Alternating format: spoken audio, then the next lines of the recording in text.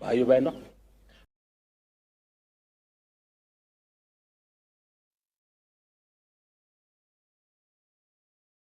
हमका मंत्र दिया। हम वो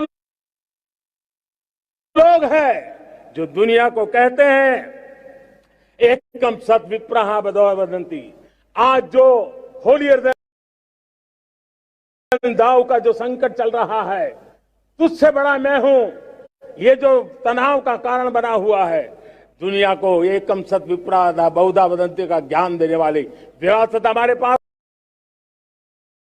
है। जो कहते हैं सत्य एक है, जानकार लोग उसको अलग अलग तरीके से कहते हैं। ये गौरव हमारा है। हम लोग हैं जो कहते हैं यत पिंडे तत् ब्रह्मांडे।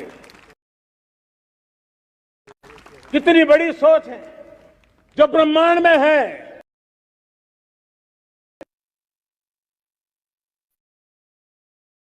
यत पिंडे तत् ब्रह्मांडे, ये कहने वाले हम लोग हैं।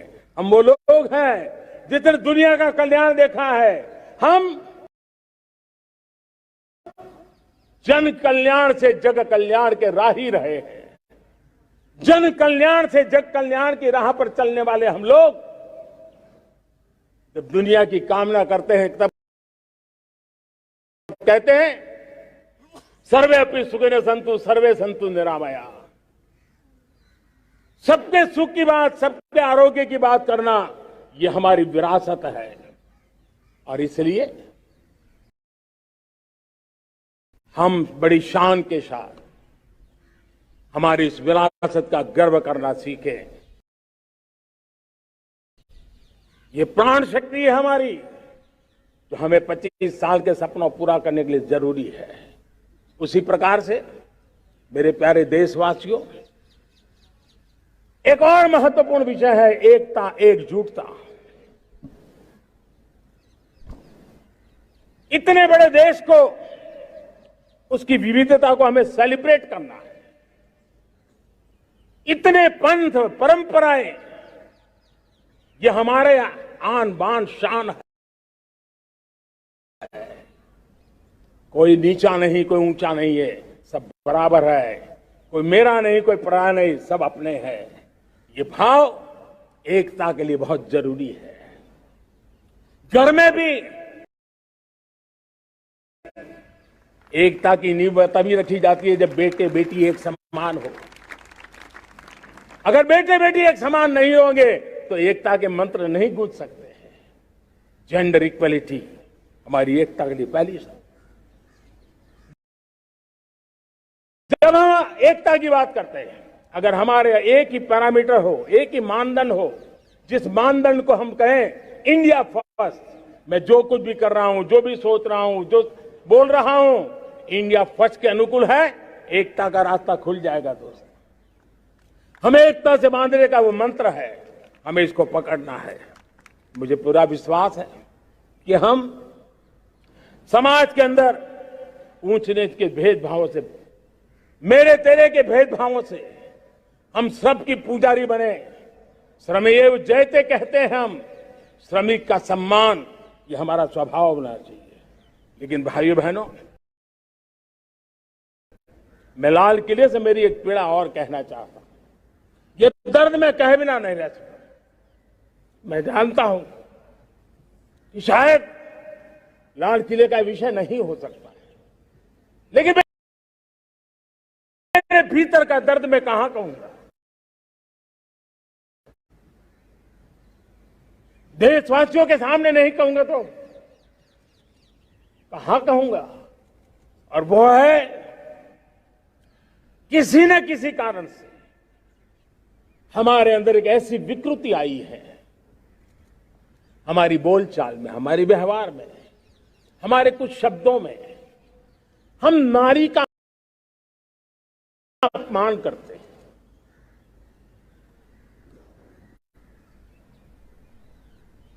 क्या हम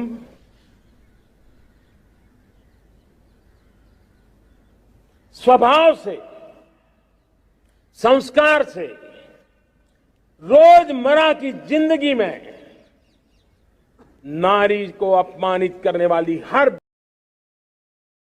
बात से का संकल्प ले सकते हैं।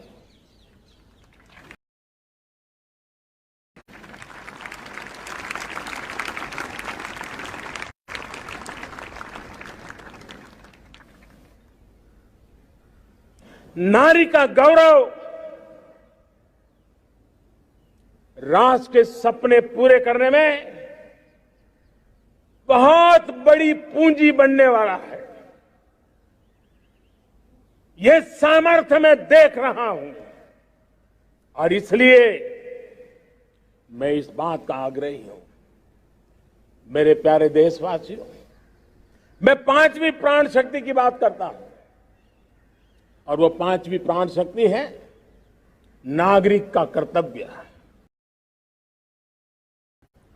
दुनिया में जिन जिन देशों ने प्रगति की है, जिन जिन देशों ने कुछ अचीव किया है, व्यक्तिगत जीवन में भी जिसने अचीव किया है, कुछ बातें उभर करके सामने आती हैं।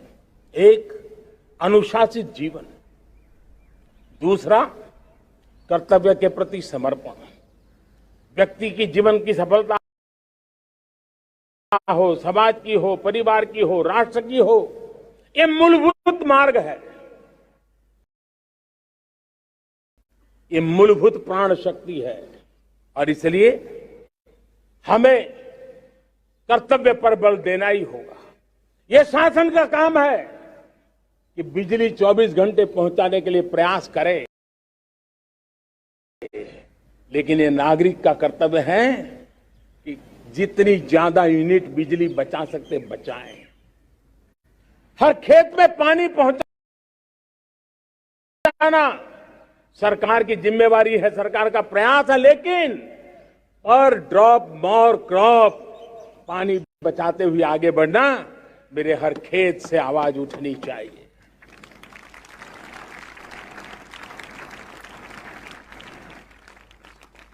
केमिकल मुक्त खेती, ऑर्गेनिक प्राकृतिक खेती, ये हमारा कर्तव्य है। साथियों, चाहे पुलिस हो या पीपल हो, शासक हो या प्रशासक हो, ये नागरिक कर्तव्य से कोई अछूता नहीं हो सकता है। हर कोई अगर नागरिक के कर्तव्यों को निभाएगा तो मुझे विश्वास है कि हम इच्छित लक्ष्य को प्राप्त करने में समय से पहले सिद्धि प्राप्त कर सकते हैं। मेरे प्यारे देशवासियों,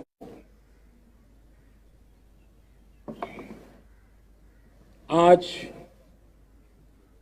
महर्षि अरविंदो की जन्म जयंती भी है। मैं उस महापुरुष के चरणों में नमन करता हूं, लेकिन हमें उस महापुरुष को याद करना होगा जिन्होंने कहा था, स्वदेशी से स्वराज, स्वराज से सुराज। ये उनका मंत्र है। हम सबको सोचना होगा कि हम कब तक निर्भर रहेंगे।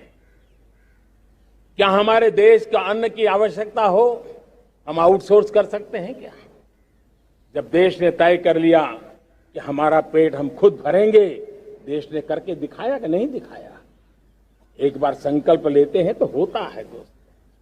और इसलिए आत्मनिर्भर भारत, ये हर नागरिक का, हर सरकार का, समाज के हर इकाई का ये दायित्व बन जाता है। ये आत्मनिर्भर भारत, ये सरकारी एजेंडा, सरकारी कार्यक्रम नहीं है। ये समाज का जन आंदोलन है जिसे हमें आगे बढ़ाना है। मेरे साथियों, आज जब ये बात हमने सुनी, आजादी के 75 साल के बाद जिस आवाज को सुनने के लिए हमारे कान तरस रहे थे, 75 साल के बाद वो आवाज सुनाई दी है। 75 साल के बाद लाल किले पर से तिरंगे को सलामी देने का काम पहली बार मेड इन इंडिया तोप ने किया है।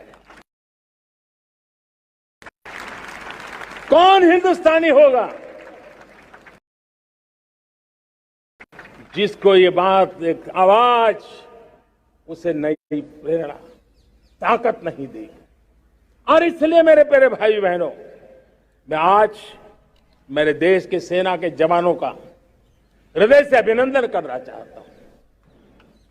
मेरी आत्मनिर्भर की बात को संगठित स्वरूप में, साहस के स्वरूप में मेरी सेना के जवानों ने, सेना नायकों ने जिस जिम्मेवारी के साथ कंधे पे उठाया है, मैं उनको जितनी सैल्यूट करूं उतनी कम है दोस्तों। उनको आज मैं सलाम करता हूं, क्योंकि सेना का जवान मौत को मुट्ठी में लेकर के चलता है। मौत और जिंदगी के बीच में कोई फासला ही नहीं होता है, और तब बीच में वो डट करके खड़ा होता है। और वो मेरा सेना का जवान तय करे कि हम 300 ऐसी चीजों अब लिस्ट करते हैं जो हम विदेश से नहीं लाएंगे हमारे देश की। ये संकल्प छोटा नहीं है। मुझे इस संकल्प में भारत के आत्मनिर्भर भारत के उज्ज्वल भविष्य के वो बीज मैं देख रहा हूं, जो इस सपने को वटवृक्ष में परिवर्तित करने वाले हैं। सैल्यूट, सैल्यूट मेरे सेना के अधिकारियों को, सैल्यूट।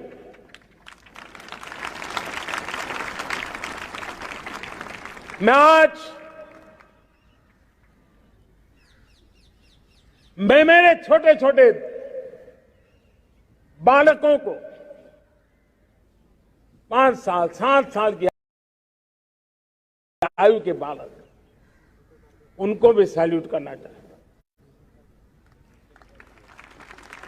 उनको भी सलाम करना चाहता हूं। जब देश के सामने चेतना जगी,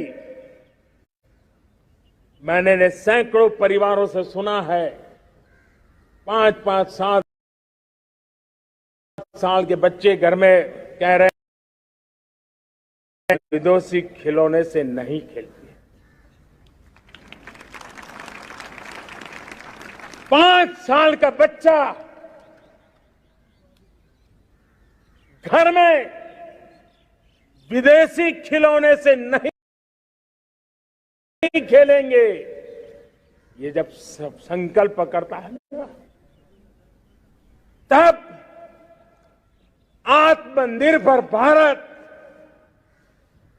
उसकी रगों में दौड़ता है। आप देखिए, पीएलआई स्कीम, 1 लाख दुनिया के लोग हिंदुस्तान में अपना नसीब आजमाने आ रहे हैं, टेक्नोलॉजी लेकर के आ रहे हैं, रोजगार के नए अवसर बना रहे हैं। भारत मैन्युफैक्चरिंग हब बनता जा रहा है, आत्मनिर्भर भारत की बुनियाद बना रहा है। आज इलेक्ट्रॉनिक गुड्स मैन्युफैक्चरिंग हो, उनका मैन्युफैक्चरिंग हो, आज देश बहुत तेजी से प्रगति कर रहा है। जब हमारा ब्रह्मोस दुनिया में जाता है, कौन हिंदुस्तानी होगा जिसका मन आसमान को न छूता होगा। दोस्तों, आज हमारी मेट्रो कोचेज, हमारी वंदे भारत ट्रेन विश्व के लिए आकर्षण बन रहा है। मेरे प्यारे देशवासियों, हमें आत्मनिर्भर बनना है हमारे एनर्जी सेक्टर में। हम कब तक एनर्जी के सेक्टर में किसी और पर डिपेंडेंट रहेंगे। और हमें सोलार का क्षेत्र हो, विंड एनर्जी का क्षेत्र हो, जो रास्ते हो, मिशन हाइड्रोजन हो, बायोफ्यूल की कोशिश हो, इलेक्ट्रिक व्हीकल पर जाने की बात हो, हमें आत्मनिर्भर बन करके इन व्यवस्थाओं को आगे बढ़ाना होगा। मेरे प्यारे देशवासियों, आज प्राकृतिक खेती भी आत्मनिर्भर का एक मार्ग है। फर्टिलाइजर से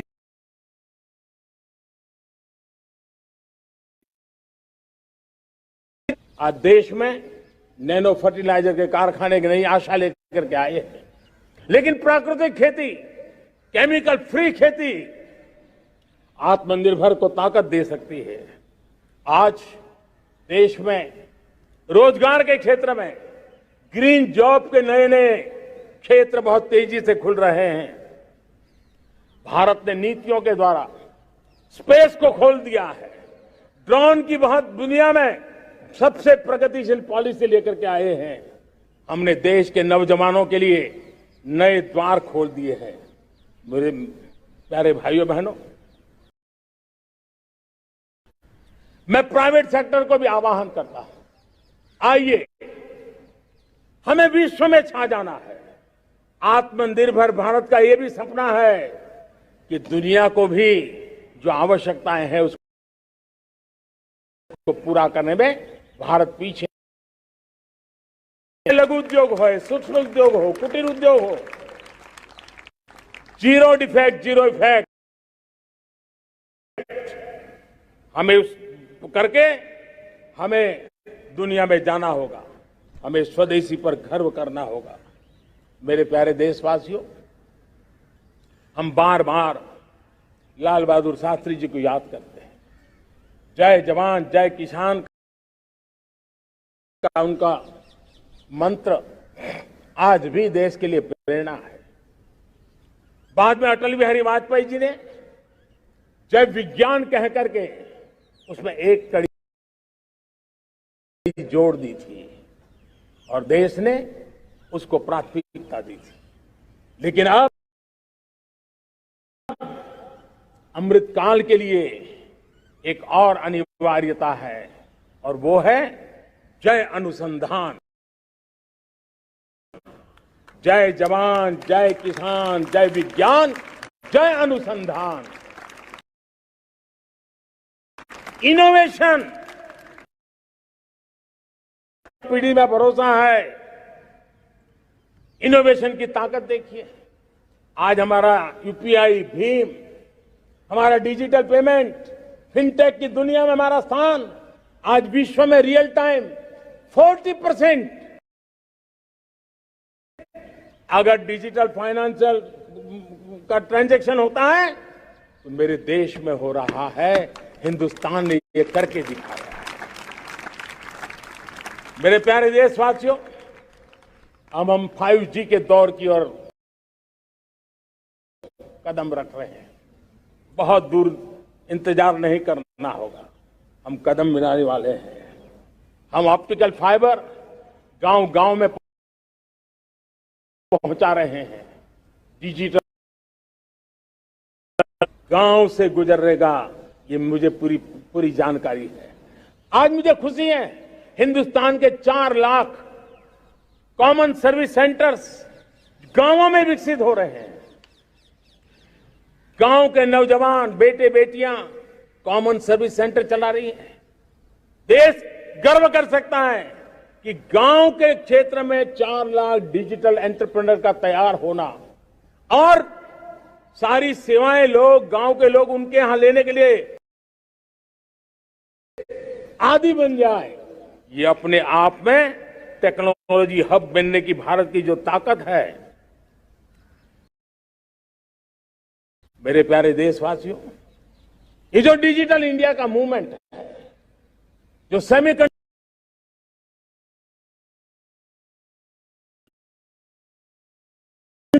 5G की ओर कदम मार रहे हैं, ऑप्टिकल फाइबर का नेटवर्क बिछा रहे हैं, ये सिर्फ आधुनिकता की पहचान ऐसा नहीं है।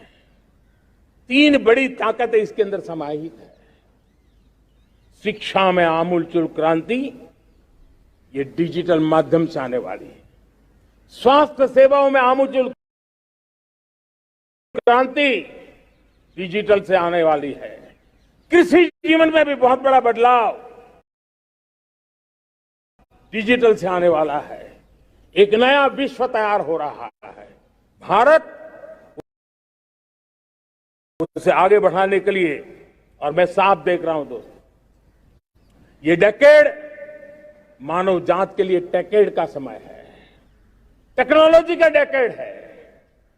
भारत के लिए तो ये टेकेड, जिसका मन टेक्नोलॉजी से जुड़ा हुआ है, अपना एक लोहा बनवा लिया है, तो ये टेकेड का सामर्थ्य भारत के प्यास है। हमारा अटल इनोवेशन मिशन, हमारे इंक्यूबेशन सेंटर, हमारे स्टार्टअप एक नया पूरा क्षेत्र का विकास कर रहे हैं। युवा पीढ़ी के लिए नए अवसर लेकर के आ रहे हैं। स्पेस मिशन की बात हो, ओशन मिशन की बात हो, समुद्र की गहराई में जाना हो या हमें आसमान को छूना हो, ये नए क्षेत्र हैं जिसको लेकर के हम आगे बढ़ रहे हैं। मेरे प्यारे देशवासियों, हम इस बात को न भूलें, सदियों से देखा हुआ है, जैसे देश में कुछ नमूना रूप कामों की जरूरत होती है, कुछ बड़ी बड़ी ऊंचाइयों की जरूरत होती है, लेकिन साथ साथ धरातल पर मजबूती बहुत आवश्यक होती है। भारत की आर्थिक विकास की संभावनाएं, और इसलिए हमारे छोटे किसान, उनका सामर्थ्य, हमारे छोटे उद्यमी, उनका सामर्थ्य, हमारे लघु उद्योग, कुटीर उद्योग, सूक्ष्म उद्योग, रेहड़ी पटरी वाले लोग, घरों में काम करने वाले लोग, ऑटो रिक्शा चलाने वाले लोग, बस सेवाएं देने वाले लोग, है इसका सामर्थ्यवान होना भारत के सामर्थ्य की गारंटी है। और इसलिए हमारे आर्थिक विकास की ये जो मूलभूत जमीनी ताकत है, बल देने की दिशा में हमारा प्रयास चल रहा है। मेरे प्यारे देशवासियों, हमारे पास 75 साल का अनुभव है। हमने 75 साल में कई सारी सिद्धियां भी प्राप्त, हमने 75 साल के अनुभव में नए सपने भी संजोए हैं, नए संकल्प भी लिए हैं। लेकिन अमृत काल के लिए हमारे मानव संसाधन का ऑप्टिमम आउटकम कैसे हो, हमारी प्राकृतिक संपदा का ऑप्टिमम आउटकम कैसे हो, इस लक्ष्य को लेकर के हमें चलना है। और तब मैं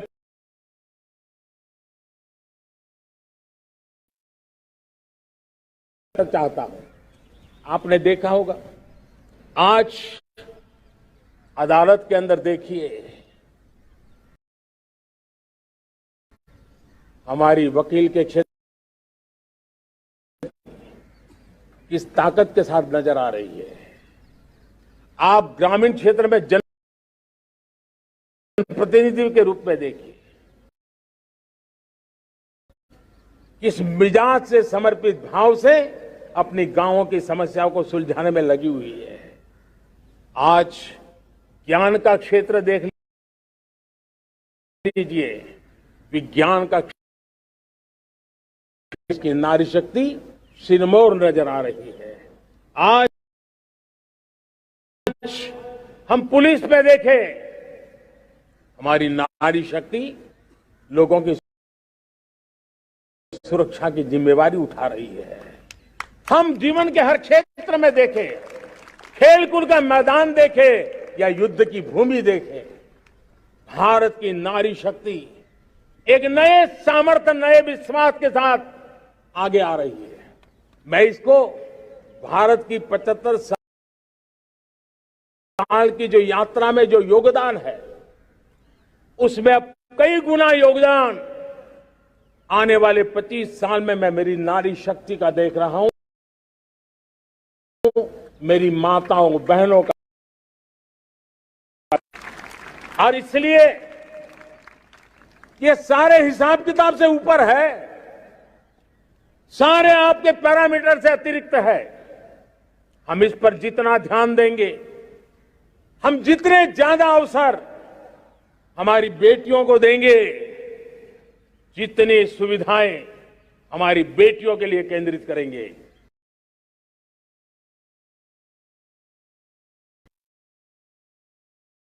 वो हमें बहुत कुछ लौटा करके देगी। वो देश को इस ऊंचाई पर ले जाएगी।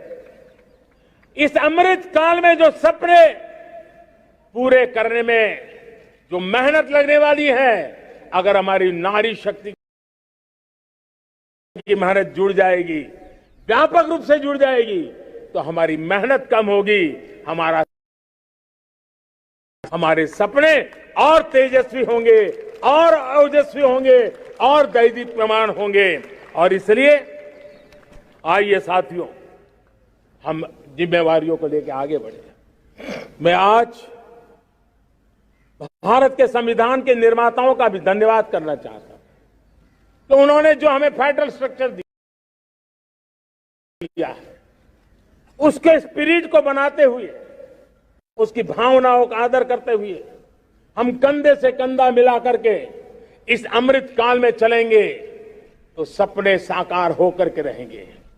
कार्यक्रम भिन्न हो सकते हैं, कार्यशैली भिन्न हो सकती है, लेकिन संकल्प भिन्न नहीं हो सकते।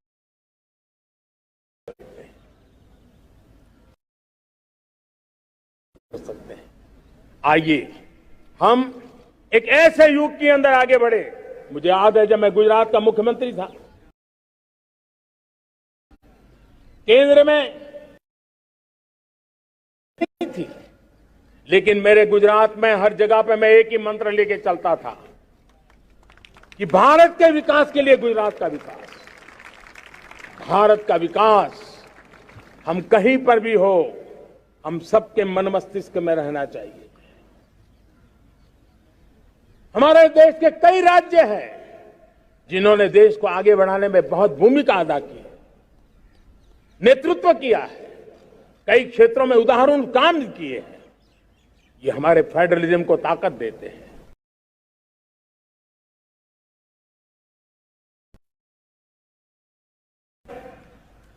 कि हमें कोऑपरेटिव फेडरलिज्म के साथ साथ कोऑपरेटिव कॉम्पिटिटिव फेडरलिज्म की जरूरत है। हमें विकास की स्पर्धा की जरूरत है। हर राज्य को लगना चाहिए वो राज्य आगे निकल गया, मैं इतनी मेहनत करूंगा, मैं आगे निकल जाऊंगा। काम किए हैं, मैं 15 अच्छे काम करके दिखाऊंगा। उसने 3 साल में पूरा किया है, मैं 2 साल में करके दिखाऊंगा। हमारे राज्यों के बीच में, हमारी सर्विस, सरकार की सभी इकाइयों के बीच में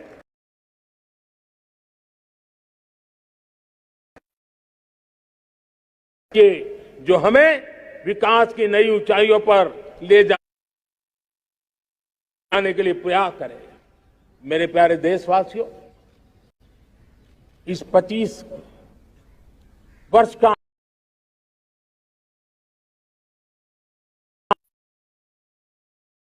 तब मैं जानता हूं चुनौतियां अनेक हैं, मर्यादाएं अनेक हैं, मुसीबतें भी हैं, बहुत कुछ है। हम इसको कम नहीं आंकते हैं, रास्ते खोजते हैं, लगातार कोशिश कर रहे हैं, लेकिन चाहता हूं। चर्चा अनेक विषयों पर हो सकती है, लेकिन मैं अभी समय की सीमा के कारण दो विषयों पर चर्चा करता हूं। हमारे इन सारी चुनौतियों को कारण, विकृतियों के कारण, बीमारियों के कारण इस 25 साल का अमृतकाल, उस पर शायद अगर हमने समय रहते नहीं चेते, समय रहते समाधान नहीं किए, तो वो ये विकराल रूप ले सकते हैं। और इसलिए मैं सबकी चर्चा न करते हुए दो पर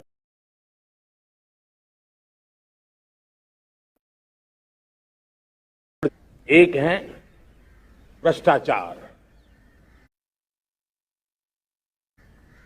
दूसरा है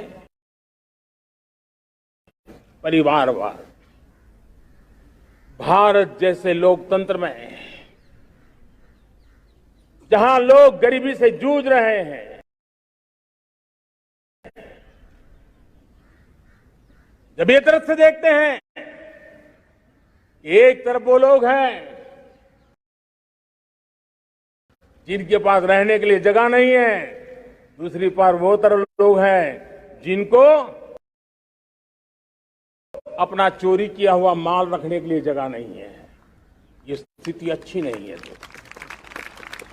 और इसलिए हमें भ्रष्टाचार के खिलाफ पूरी ताकत से लड़ना है।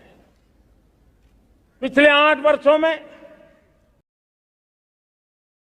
डायरेक्ट बेनिफिट ट्रांसफर के द्वारा, आधार, मोबाइल, इन सारे आधुनिक व्यवस्थाओं का उपयोग करते हुए 2 लाख करोड़ रुपए जो गलत हाथों में जाते थे, उसको बचा करके देश की भलाई के लिए काम लगाने में हम सफल हुए हैं।